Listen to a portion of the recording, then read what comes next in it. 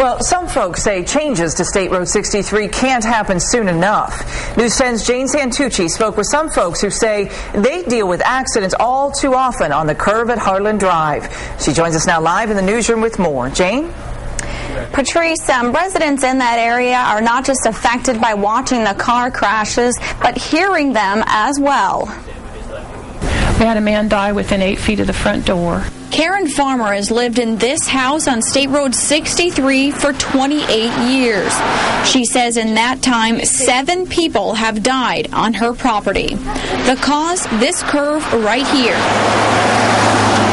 The most recent death was Sunday morning. All of it, you always hear the noise first, and then you go out to find what you find. How often would you say there's an accident here? Almost every time it rains or snows. One night she heard someone hit a tree just north of her house. The fatal crash ended a woman's life and hit a little too close to home for Karen. I quit gardening out that far out into the yard because I couldn't stand the thought of standing there, because I stayed with her because she was dying, and she was dying in my yard. 3 people in a year and a half have lost their lives on this corner. You need to understand that this corner is deadly, and people need to do something about it.